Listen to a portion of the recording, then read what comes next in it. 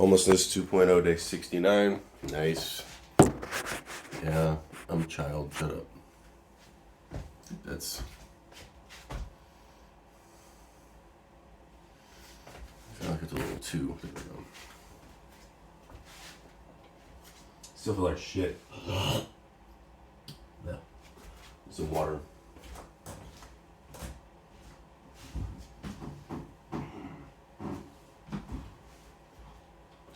It's funny. I went to bed all prepped last night thinking that I was going to wake up and be hacking my lungs out and stuff and need to constantly drink water.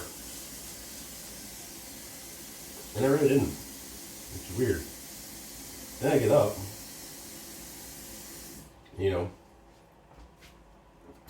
breathe in a little bit. Just a little bit out of that. I don't need that much water.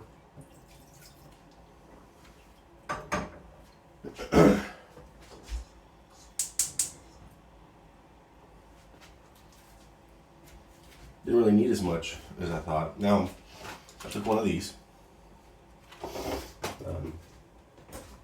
Cough suppressants. Supposed to help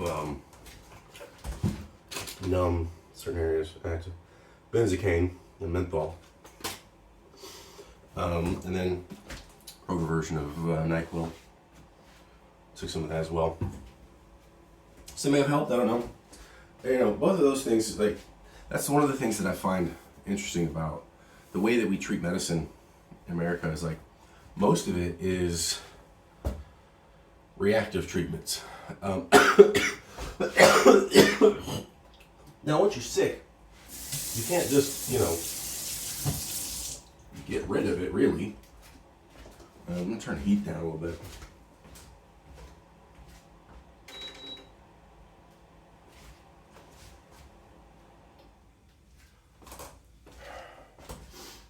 I think that's what the silence was that I heard the other day.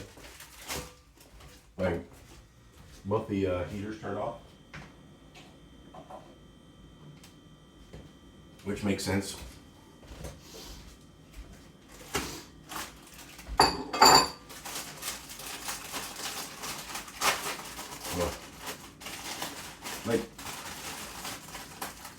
So far I just kind of feel weak.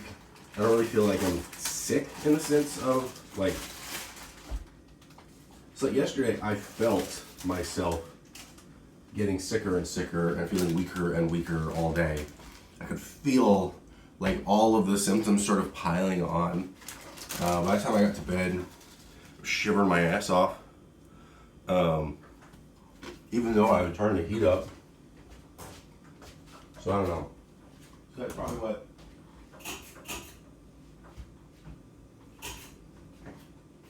That's probably what was going on. I didn't have too much of a coughing fit last night. Or yesterday, rather. Yeah, occasionally I'd have a little bit of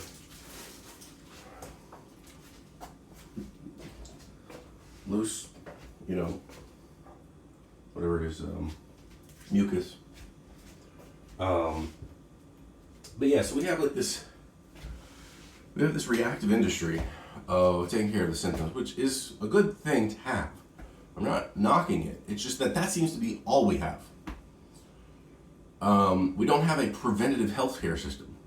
We don't have a system that says, the moment you feel that scratch in the back of your throat, go to the hospital immediately. We don't have that.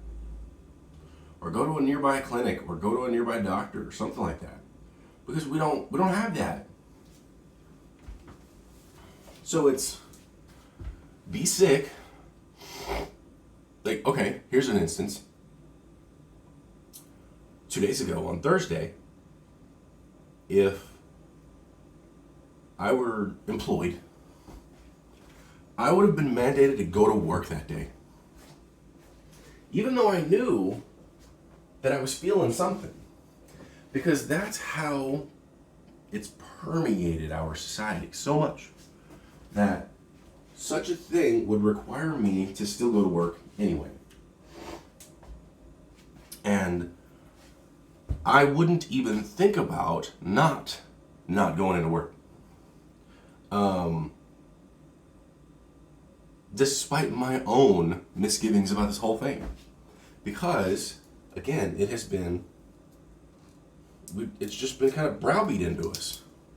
Or, I don't even know if it's been that. It's just been a slow burn. It's like, what is it? One of my favorite YouTubers, Destin Sandlin, Smarter Every Day. And this isn't the first time I've heard it used, the analogy used, but it's the most recent time I've heard this analogy. But if you were to take a pot of boiling water and throw a frog into it, it's going to jump right out. Because it's going to know how hot it is and how dangerous it is, and it's going to have its reactions. It's going to have a lot of innate life, at least attempting to, let's say, life reactions. But if you take the same pot of water, there's no fire under it, and then you put the frog in it, and it seems to like it or whatever, and maybe turn on the heat a little bit, let it warm up. Maybe the frog likes that a little bit more, or it just sits there and does whatever, and you just let the heat do its thing and get to the point where it cooks the frog. You have now successfully cooked a frog. Because of the gradual increase in temperature has made it to where the frog is unaware of the danger. Well, that's the way most propaganda works. Of any kind, really. Is that it's not about telling people how dangerous something is. It's about showcasing the positives of the alternative. You don't want to scare people into something. It works, and it's a part of that. But if you tell them about the positives of the other side, or the side that you want them to listen to, then they will be more likely to be integrated into whatever it is you're trying to accomplish. Any cult does this. They start off with a leader and a couple people. And the leader doesn't seem like a crazy ass, typically sex-crazed maniac. Very interesting thing about a lot of cult leaders is that they're not just sex-crazed, but they're like, they use sex through their power. They are most of the time rapists in some way or another. And so,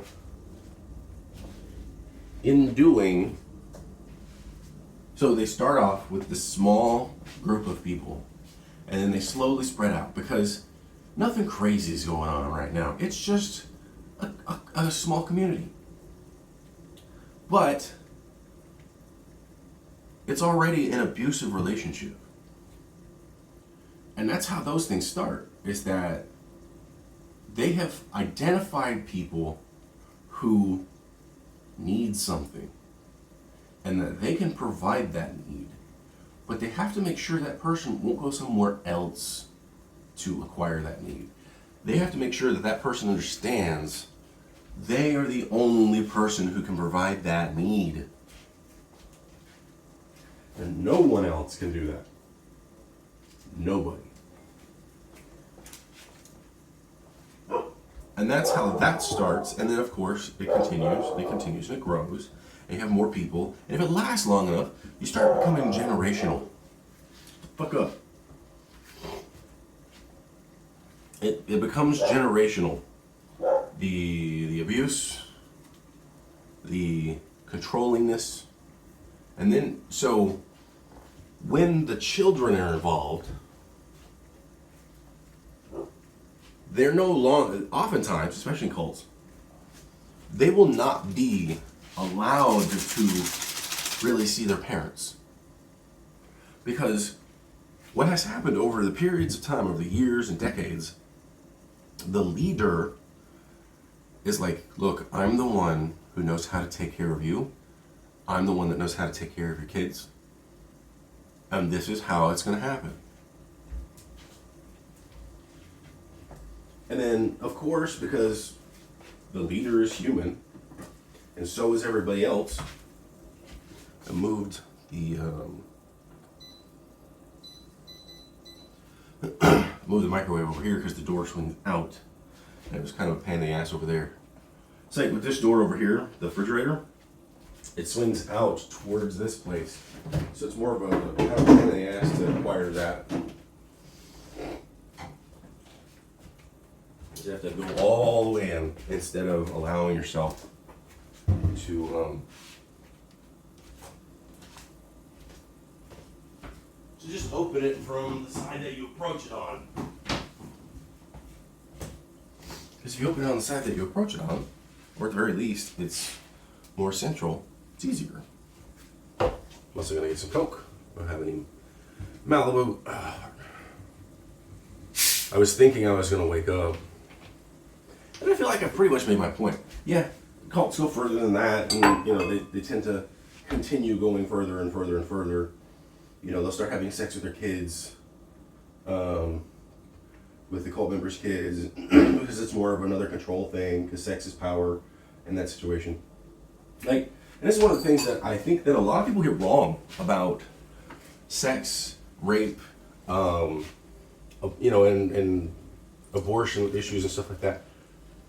You know, there's this image that floats around every now and then, talks about what has quotes from various Republicans somehow every time, but it's talking about how, like, if the rape was legitimate or blah blah blah, or you know, there's one of them that says, like, if the rape is gonna happen, just try to lie back and enjoy it.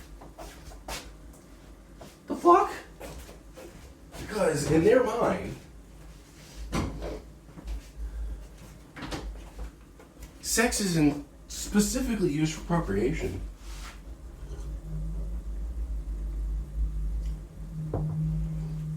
And that sex is enjoyable for that purpose.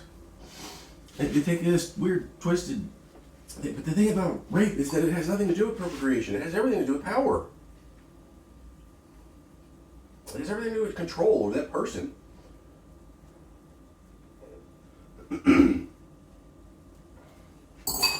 we have people out there who are like, don't teach them, you know, teach men not to rape.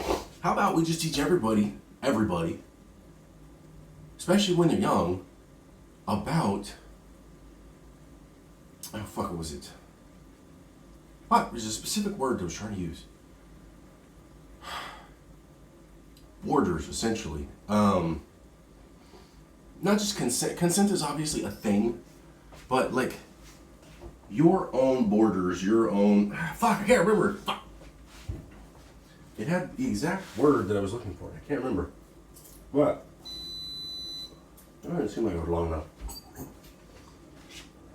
But maybe I'm wrong.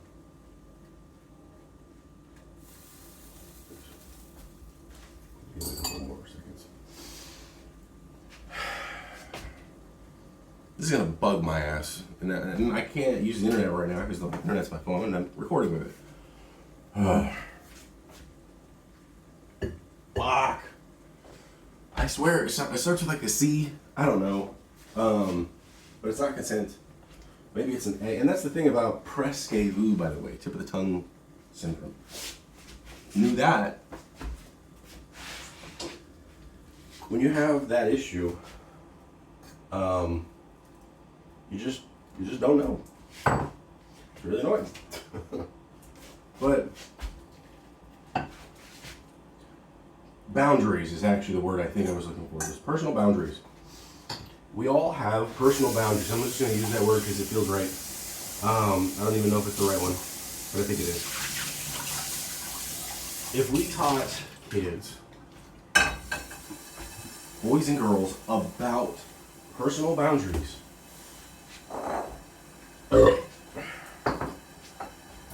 that will accomplish that goal of teaching boys not to rape. Boys aren't the only people who rape, by the way. Yes, I'm aware they're more likely, or at least they're not more likely. That's a weird phrasing. Because that implies some sort of innate nature. And maybe there is an evolutionary thing. I'm not sure. I forgot to put this up last night, but you know, it's soy sauce. It's going to be okay. They may be statistically more likely. But that's also another thing about gender stereotypes and trying to combat certain behaviors. One might say, is it because they're boys? Or is it because boys are treated a certain way? They are raised a certain way. They are acted upon. Well, that's maybe treated, just in a different word.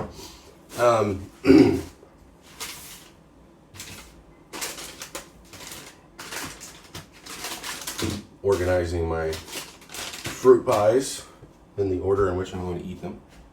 Maybe. Sometimes I get a little whatever. But it's whatever. So is it that we need to teach males rape, or not to rape? Or is it we as a society have bigger homework to do? To teach every child about personal boundaries. Girls, boys, whatever, it doesn't matter. Everybody needs to have those personal boundaries. That adults can't break them, that other people can't break them, doesn't matter who they are, doesn't matter how much you trust that person. You, as a person, do not consent upon somebody breaking through your personal boundaries. That's what consent is. That's why we want the concept of consent to be, you want consent to be more powerful. And I would say you would also want it to be more attractive.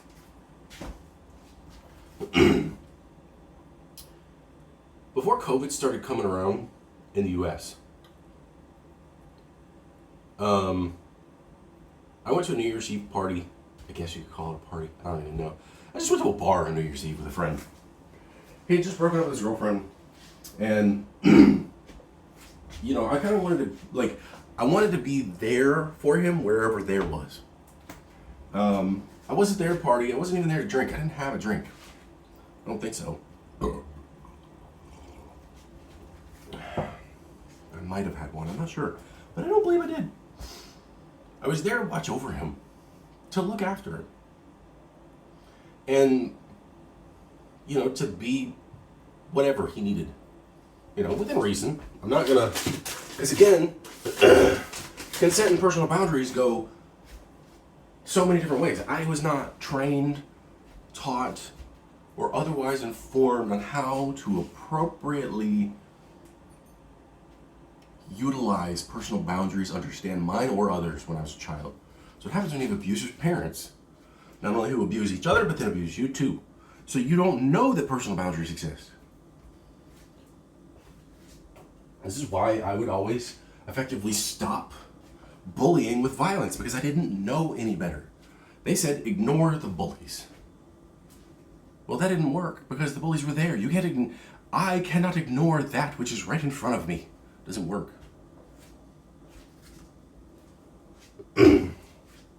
Now I'm not going to be a parent. I have no intention of becoming a parent. I don't want that responsibility. I don't want the headache. I don't want the screaming. I don't want any of it. And I think we're doing better as a society with this in mind. Does that mean that every aspect of our society is better? No, there's a lot of it that's going downhill. And there's a lot of it where people are taking insult, if you will. They're feeling insulted about who they are as a person because of other people who are doing it differently and they think is wrong. This is why you have a lot of people who use the term soy boy as an insult, because it's like, apparently either their parents or they eat too much soybeans and they're becoming less masculine. It's like, no, fuck you. You're toxic. You are a toxic masculinity. You exhibit toxic masculinity in doing so.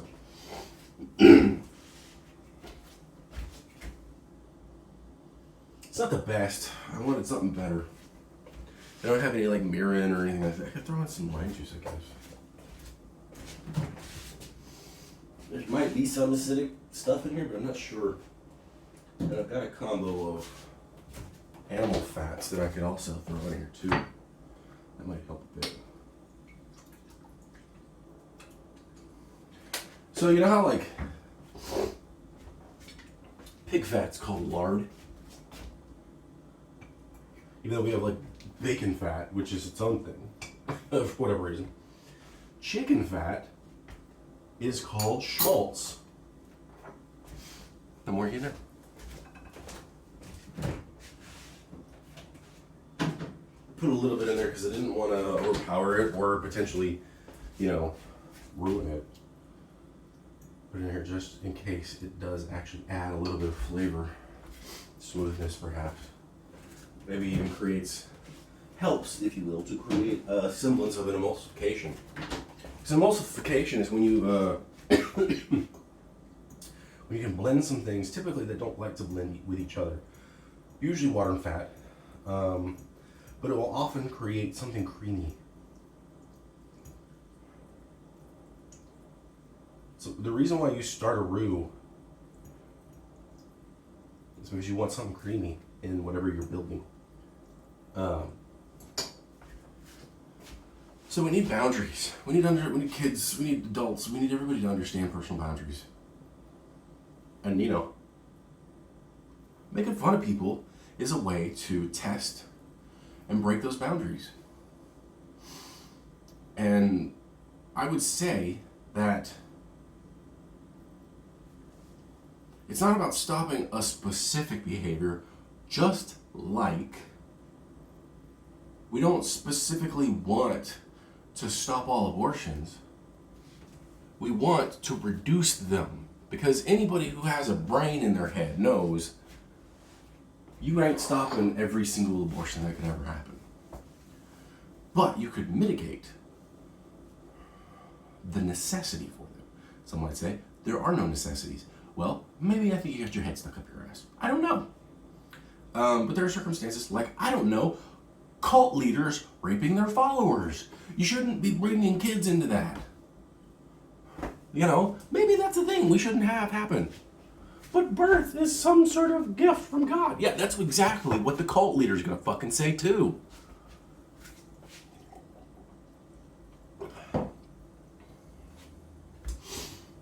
And that is where the problem of consent, and also I was going to talk about that too. Consent should not only be more powerful, but it should also be sexy. So when I was at the bar, hanging out with my friend, trying to make sure that he was okay, he wasn't doing anything too stupid, but, I can't stop him from doing everything. At one point I'm sitting there on the couch, just kind of watching, not really enjoying myself, but just knowing that I'm there specifically for one person. This very attractive, probably pretty drunk girl shows up. Not like super drunk. And she wants me to dance with her. I'm not exactly a dancer as it is. Like, me lifting my arms above this feels weird. That feels weird, Trying to do stuff like that, it just feels awkward. And then, trying to find rhythm and all that shit. And I know that I have some, and that, having like dance lessons or something would be good. I'm sure it would be better for my self-esteem or whatever, but that's not the point at the moment.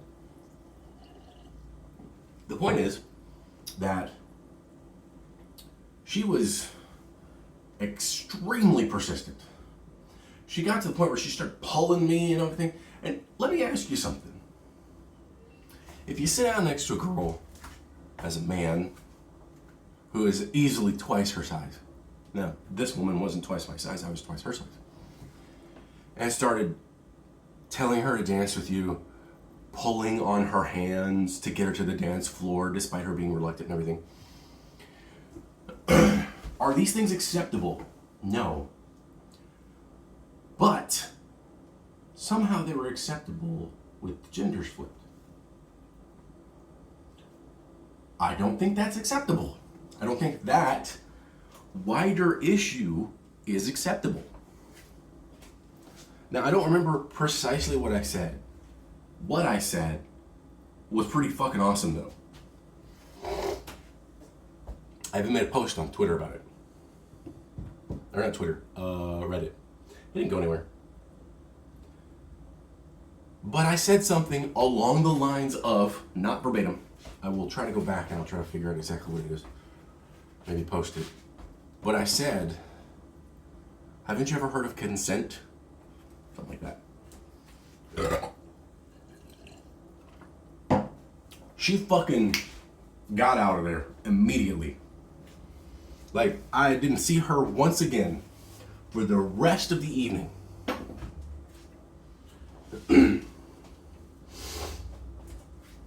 I would hope, you know what, I think I'm just going to name the title of this.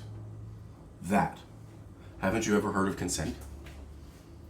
Because I think no matter what I said, no matter what my post was on Reddit, I think that line is still really fucking good.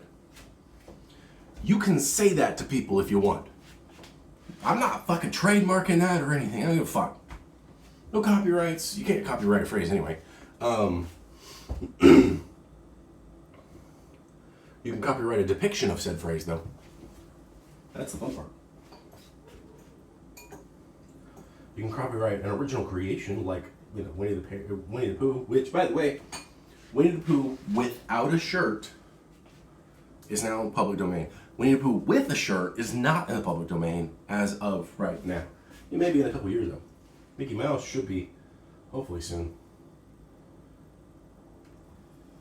Hopefully Disney starts losing a lot of their fucking copyrights because, man, oh man.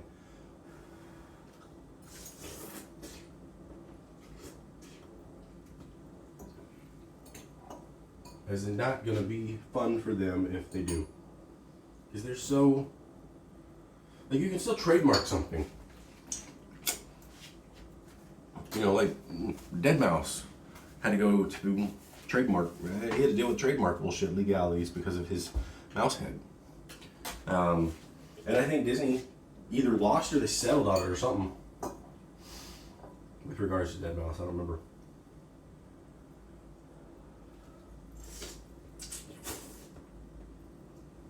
I know what the issue is here, which I'm going to fix next time. Not enough water. Even though it's about the right amount that they say on the package, it's not enough. It's not diluted enough.